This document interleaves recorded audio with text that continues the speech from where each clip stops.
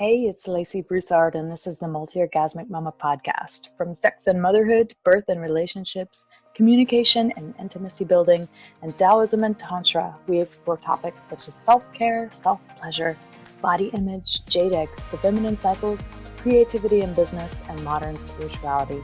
The MultiOrgasmic Mama is a place to come for true stories and transformational advice on how to be a mama and a multi-orgasmic woman too.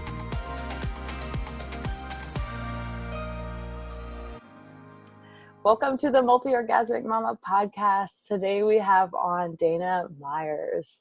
How you doing, Dana? Hi, I'm great. Good to see you, Lacey. Nice to be here. I like your podcast space. Yeah. Really Everyone loves my angelic little globe right here. Yeah, it's nice. So go ahead and tell us a little bit about yourself. What do you do and who do you serve? Yeah, well, I am Dana B. Myers, and I am a woman of many jobs, many roles. I'm the founder and creator of a sexy beauty and lifestyle brand called Parlor. I started this brand out of my living room when I was 27. No, 28. I'm 41 now, almost 42. So we've been around for a long time. And that brand, we design sexy cosmetics and what we call romantic treats like massage oils and edible body toppings, all things that kind of help a woman boost her sexy self-confidence and feel really good about herself, and then also inspire sexier experiences in the bedroom. We've been sold by everyone from Victoria's Secret to Ulta. We do a lot of international business. And I do everything from picking the fragrances and the formulas, creating the packaging, to telling the stories, and really getting that product out there. I'm also an author. I wrote my first book called The Official Booty Parlor Mojo Makeover, 4 Weeks to a Sexier You. I'm never short for words. I'm never short on titles. Everyone's like, could you come up with a longer title? And that is really, it's a guidebook for women of all ages and all relationship statuses, to just get more in touch with their desires, more in touch with their body confidence, and help them kind of get the love and sex that they want and deserve. The next book is called The Mommy Mojo Makeover, 28 Tools to Reclaim Your Sensuality. And these titles now are so long. And Reignite Your Relationship. I'm just going to call it The Mommy Mojo Makeover. That's coming out in April. I'm also an educator, so I do workshops on all this material, helping moms and women, whether you have children or not. Again, just really reconnect with your own unique sexuality and sensuality, and helping deliver daily practices that bring sex and sensuality into your world, into your life, into your body, into your relationship in a way that's really actionable and simple to understand. So I do workshops, I do coaching. I'm a wife. I've been married for almost 13 years. Wow. And it's a long time. We're very happy. We have a great sex life because we really work on it. Practice what you preach, right? I am my own laboratory. I am my own desire lab right here. The home is the desire lab. Yeah. And I'm a mom. I'm a mom of 2 kids. I have a son who's 7 and a daughter who's 4. And I'm a woman. So I'm constantly, juggling my life of mom, entrepreneur, wife, woman, and I'm in a very good spot right now. I'm loving life, and I serve women. If you have a vagina, I serve you. So, any woman with a vagina. and couples, because you know this as much as I do. If the woman is happy, if the woman is confident, that is the foundation, right, for how the relationship is going to bloom and blossom. So I do serve couples. I do some couples coaching, but mostly just with women. Yeah. That's awesome. So cool. So I'm really curious, what inspired you to start all of this at 27, 28 years old? And did you have kids then? No, didn't have kids then. I grew up, my mom was a makeup artist, and from a very young age, I grew up following her to the beauty shop. And she had this little room in the back of a beauty salon. And every time I go in, I would see all the stylists beautifying these women, and I knew that there were secrets being shared. You know, that's what happens, right, in a beauty parlor. And it was the same experience with my mom. I would be sitting, you know, to the side in the corner, watching her with a woman in her chair, watching her transform her with makeup, with girlfriend to girlfriend conversation and the healing properties of that. And really listening as a young girl, listening to women kind of divulge their relationship secrets and what was going on. And when they would look in the mirror after this makeover, I would see the transformation. I would see the transformation, not just how they looked, but how they felt, right? This like inner beauty was revealed, this inner femininity. And that was always such an influence on me. At the same time, as I got older, I felt very naturally sexual. And my parents acknowledged that. I remember my dad, I was 15, he said, you know, honey, we know that you're a sexual being, and that's okay. You know, we respect you. Wow. But just be careful and think. And I was like, wow, this is amazing. And I really wanted to express myself, right? I was out there expressing myself, testing the waters of my sexuality. And some experiences were great, some were not as great. But within the home, and I actually did some therapy in my teenage years as well, there was no shame, right? It was like I circumvented, if that's the right word, or circumnavigated. I skipped over attaching any shame to my experiences. Wow. Which is such a gift, right? Because there's so much shame, there's so much guilt, there's so much trauma and embarrassment and shyness that sits within women about this subject. But I was fortunate to kind of move around it and embrace it as part of my life. And I became that girl, probably like you, that all my friends were coming to for sex advice and for love advice. And how do I get this toy? Well, you know, what is this orgasm that you're talking about? And so these two things, beauty and transformation and sex combined, were just always my passions. I wound up in the music business, but fast forward many years later, I thought, hey, why not create a business that blends sex and beauty, that blends female empowerment and fun? And this was 13 years ago. So the sex industry was still very much rooted in triple X, and it's evolved. And I like to think that Booty Parlor and the work that I've done and the education that we've done with the media has really helped bring that industry up to where it is now. And with my coaching work and my writing work, you know, for the last 13 years, I've been going all over the country talking to women about sex, you know, What a dream. Thousands and thousands of strangers. I'm like, hey, let's talk about sex. So, and that's, I love that so much. I love sharing and coaxing women, you know, to share, and helping them open up. And so that's kind of where I got to where I am, is building this brand.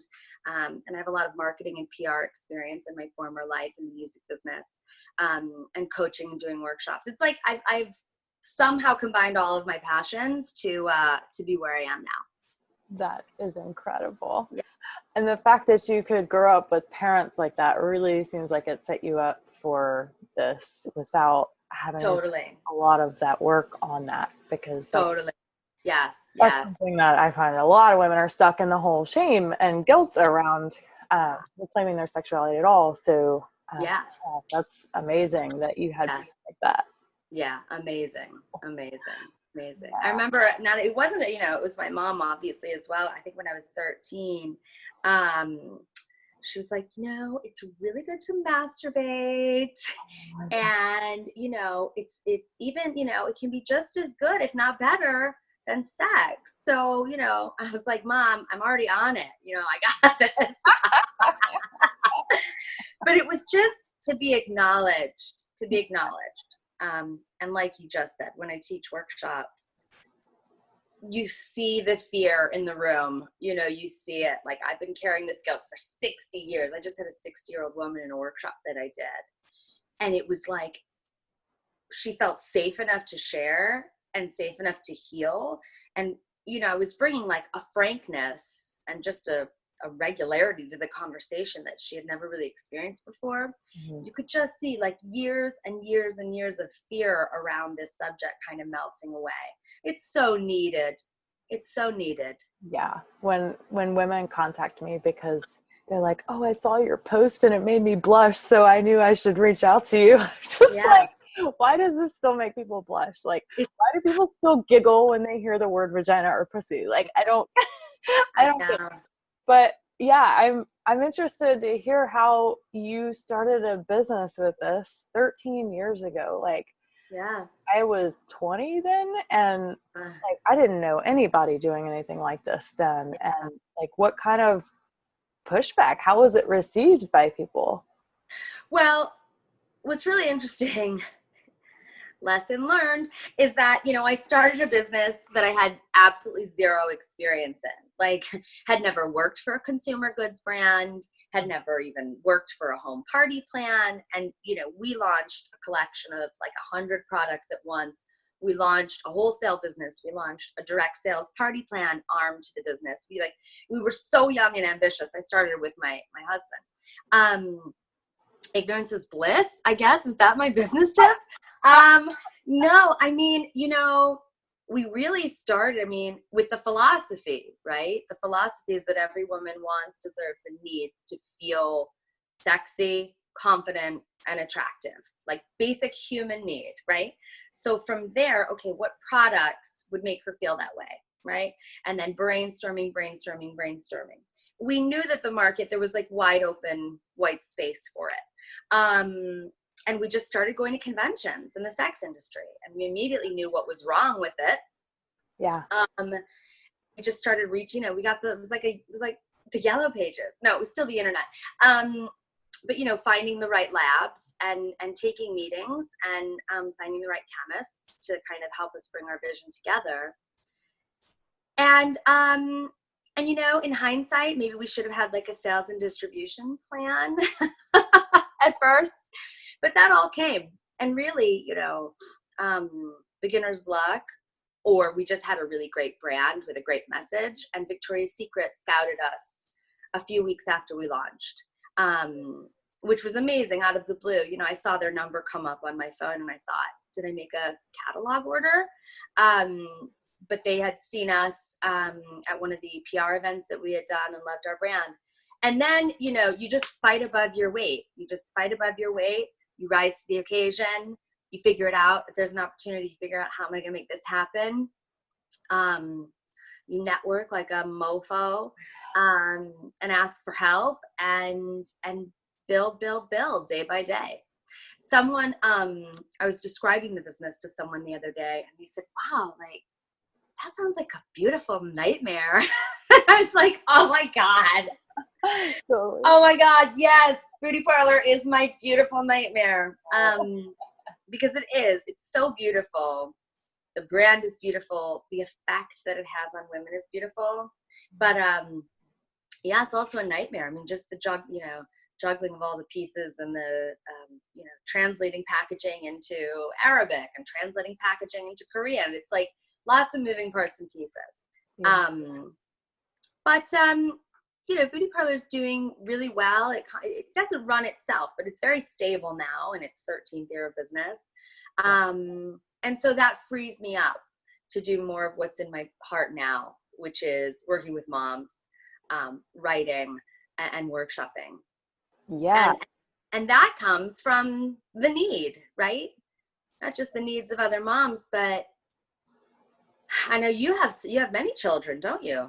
I have 4. Yeah. You have 4 children. Yeah. I mean, one day you don't have children and the next day you do have children. And one day your sex life is like amazing. And the next day your life is, you're exhausted, you're crunched for time. There's probably some resentment in your relationship that's come up because of the changes in the domestic life and kids.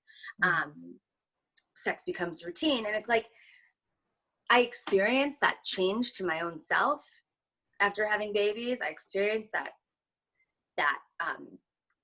not necessarily a loss of identity, but my identity came into question.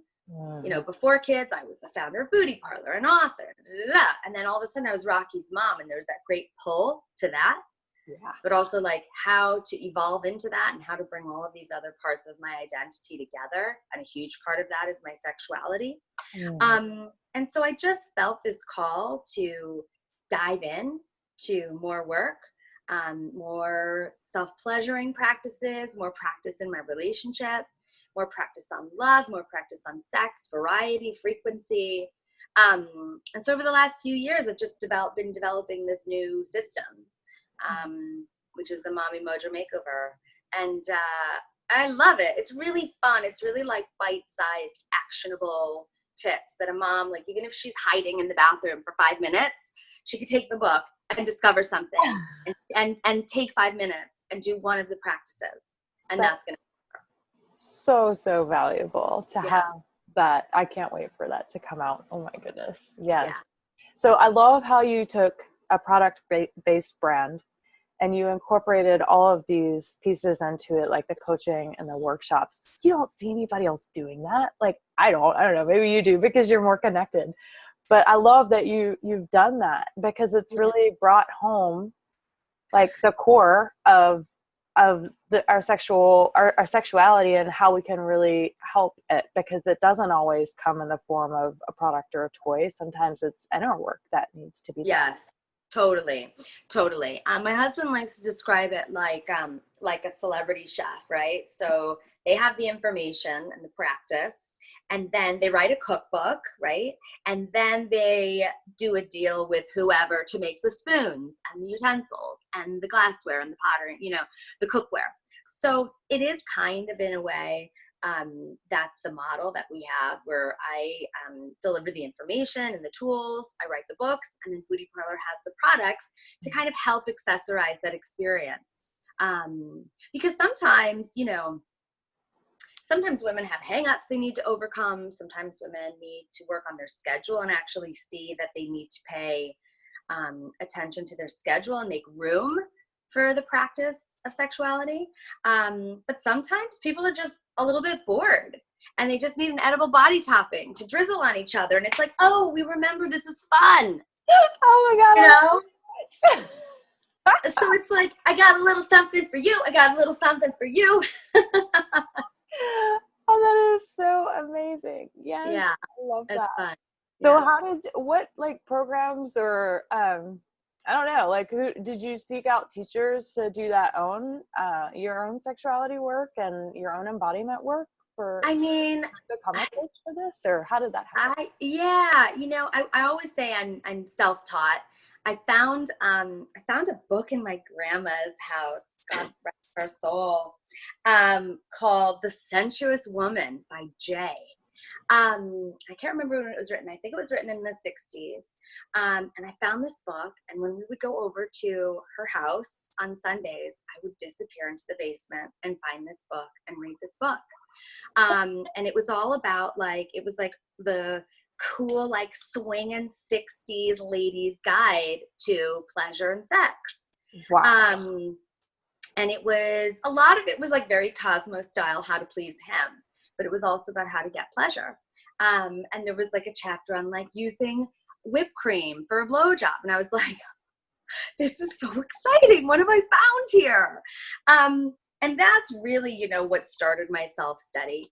So certainly, reading books, meeting a lot of teachers over the years throughout the course of business and life, running into other doctors on TV shows and whatnot, and forming relationships.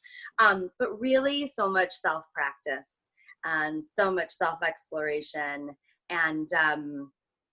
And really, it's such a big part of my life. I spend so much time practicing sex, thinking about sex, writing about sex, and then getting that feedback from other women and just field work of talking to women about their sex lives, how they feel about their bodies, how they cope with resentment, giving ideas, receiving feedback from women who've tested those ideas. It's really rootsy, self-taught, and always seeking more information. That's so cool. I can't believe that you're self-taught with that. That's incredible. And what's interesting is that, and I think this happens with a lot of successful people. I think, I call it the phony syndrome. It's like, no matter how successful you are, you're like, wait a second, hey, do I know enough? Am I a phony? Do I know enough to be teaching this work? Mm-hmm. But I think, in my old age, and, having been doing this for over a decade, I'm really like now standing in my power and standing in my knowledge and standing in my authority. I've written 2 books. I've run this business. I've coached enough people. I've put this digital program out. I've taught enough workshops. I'm legit. Yeah. Like I believe now I can stand in that and own it. Yeah. And yet the study is never over, right? There's always more to learn. Yeah. There's always more. Lifelong learners for sure. Yeah. So what does the sexuality practice look like for you?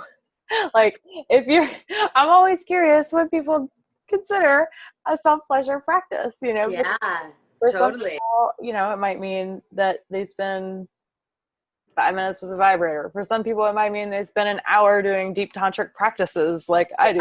Weird like that. But like, what does that mean for you? Totally. Well, I would say about 3 times a week, sometimes more, but rarely less. I'll have a solo session. And it's definitely developed into a ritual. So I might dance with myself. I might rub my body with coconut oil. I might fantasize. I might watch some great porn. I might lay out my toys and look at them like they're a lover. And sometimes I'm like ready to go. I need the orgasm now, or I have 5 minutes before I have to leave to pick up the kids, and that's it. Or sometimes I'll be able to stretch it out and really play and build and lower it until I reach, that big O, and kind of draw it out. Sometimes I'll pull like a goddess card. Sometimes I'll meditate, but mostly it's like dancing and masturbating. Yeah. A lot of dancing and a lot of masturbating. And then with my husband, I love to schedule sex, especially after kids. I'm just a very organized person. I'm a planner. I kind of thrive on structure and organization. And so at the beginning of every week, I'll kind of look at the week. I'll see where the windows are, where I'm going to be feeling relaxed. Alternately, I'll see where I'm going to be having a lot of stress and I know I'll need like an orgasm. I'll need that release. And I'll just kind of block out like, okay, we'll have an hour. So let's have some really playful, cool, exploratory sex. Here, we're going to have like a half an hour and we won't have had sex for a couple days. So I'm just going to like know that there's going to be a hot quickie right there. Yeah. I know I'm going to masturbate on this day because I've got this nice window before I get the kids or before yoga or after yoga.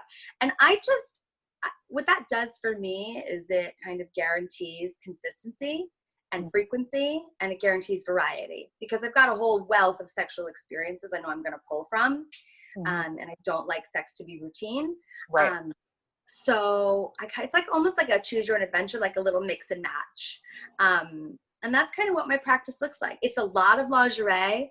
It's a lot of like slutty fishnet body stocking. Yeah.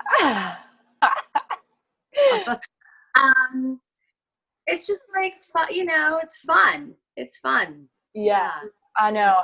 And I love that you pointed out that you can still, because you don't hear many women say that, where they can schedule sex and then it still feel spontaneous because you have a wealth of different types of sexual experiences to draw upon, whereas that's right. Women who get a habitual pattern of what sex has to be like, that can also be super boring. Go ahead. No, also what I like about it is that, I'm juggling a lot of things, right? And I want to be present in sex because that's where I get the most pleasure, is when I'm really present. Yeah. So if I know I'm going to be having sex at night, then throughout the day, I might do a little bit of dancing.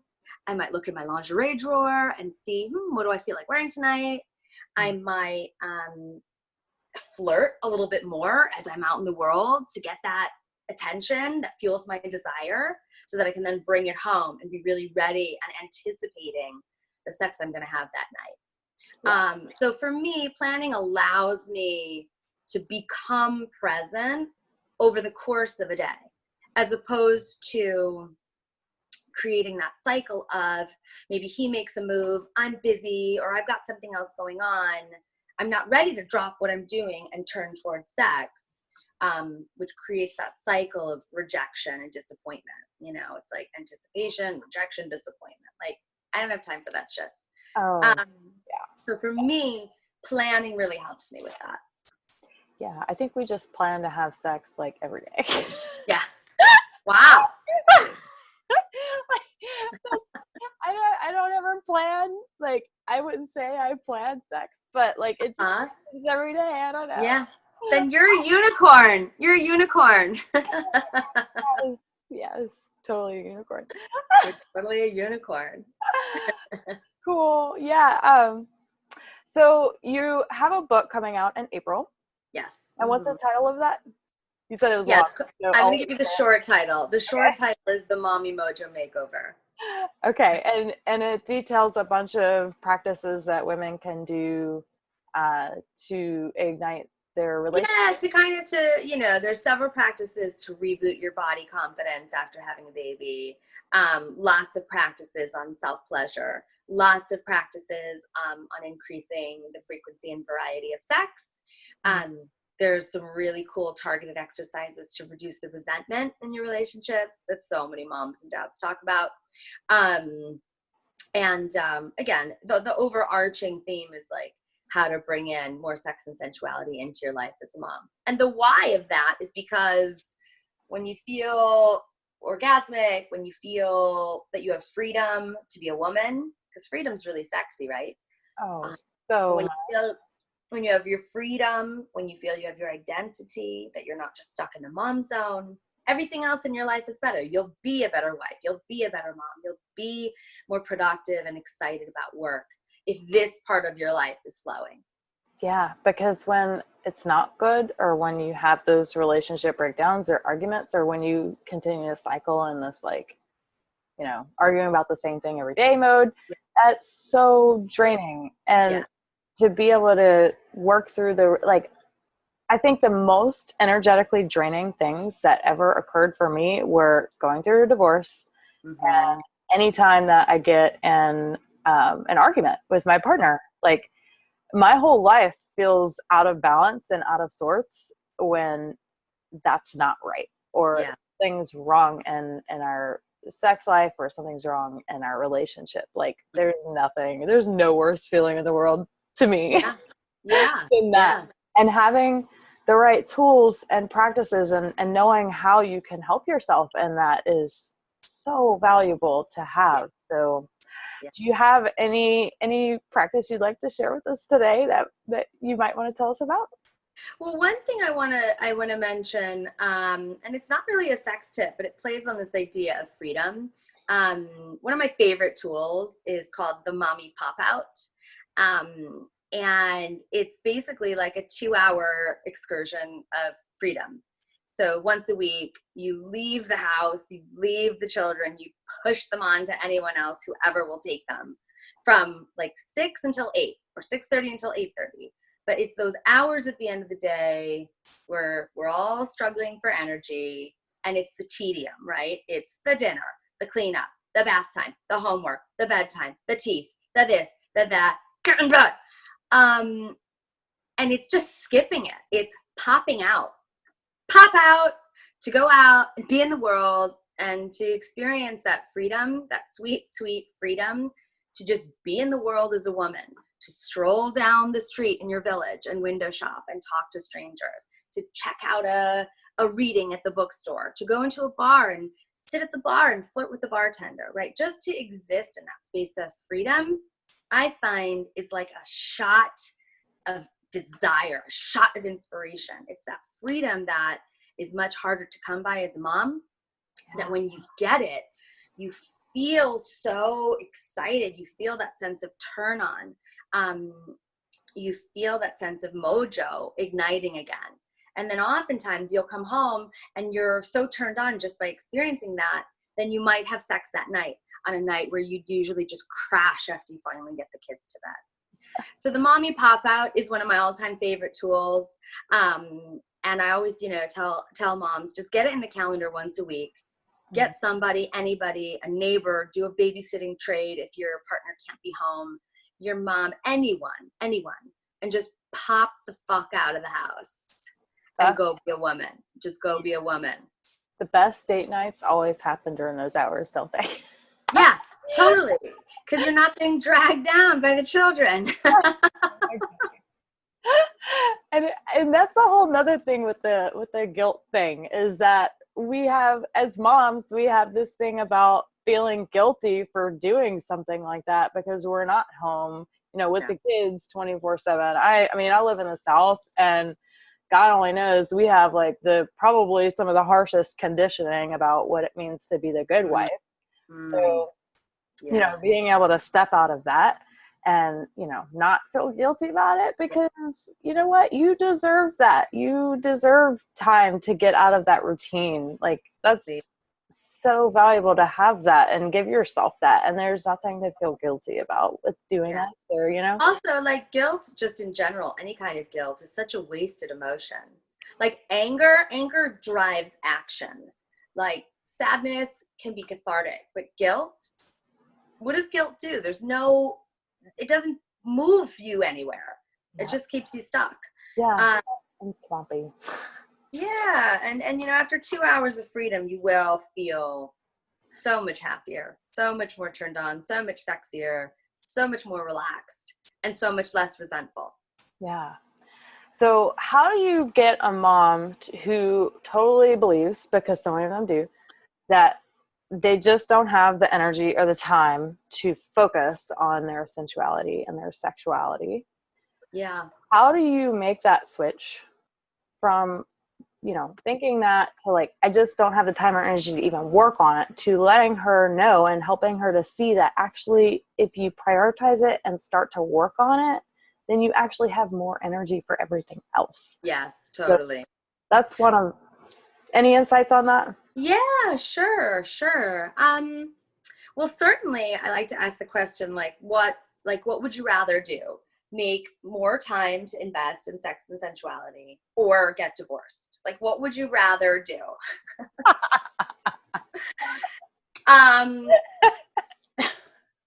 So I sometimes start with that question, but oftentimes the practical exercise, the actionable,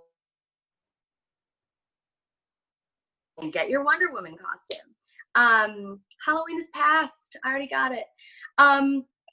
You know what I do? I like to inspire women to see the sexy that already exists in their daily lives, right? So you're not asking her to change anything she's doing. She's still running errands, she's still going to the grocery store, she's still picking up the kids, but to simply look for some sensual cues, some visual and mental stimulation that's already there.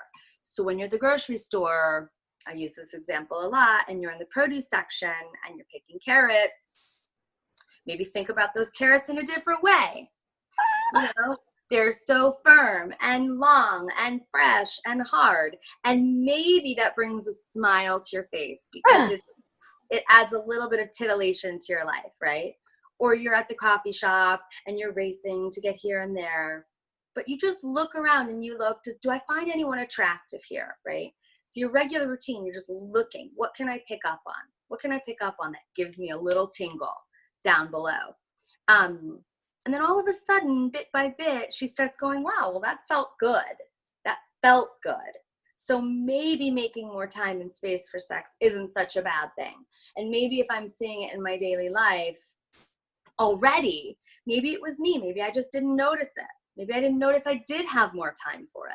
And so it's like a really small shift in her mindset that can be the little crack that makes the space for her.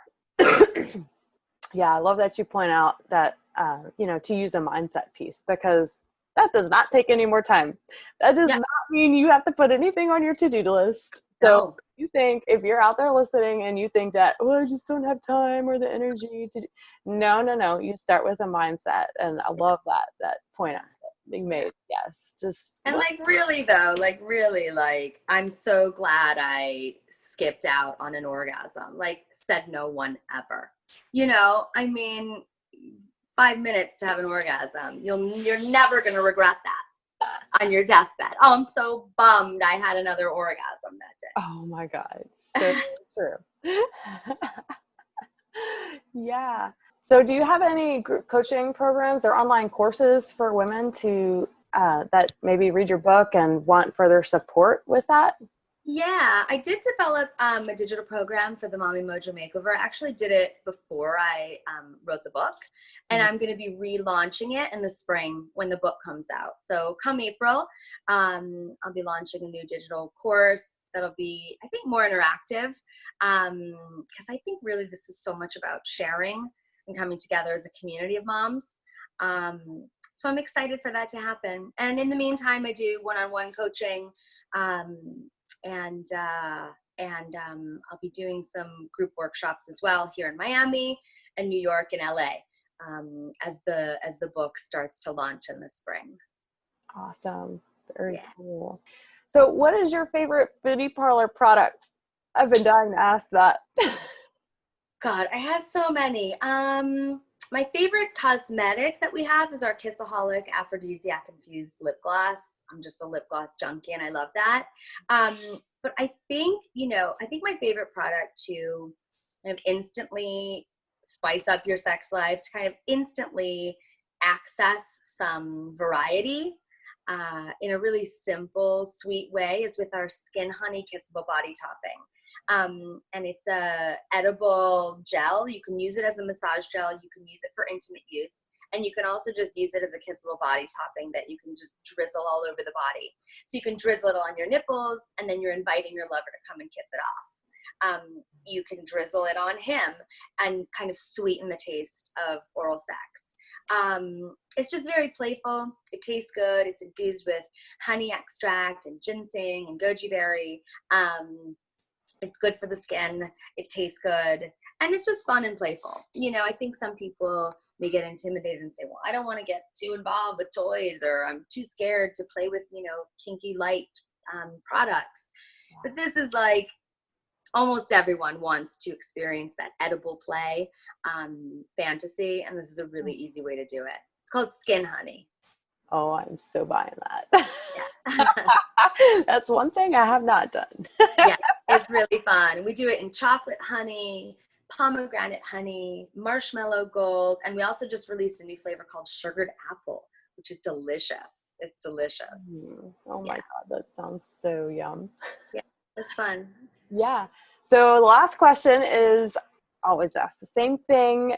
What is one piece of advice or tip that you have on being a multi-orgasmic mama? Oh gosh, just prioritize masturbation, right? Get a toy that you absolutely love.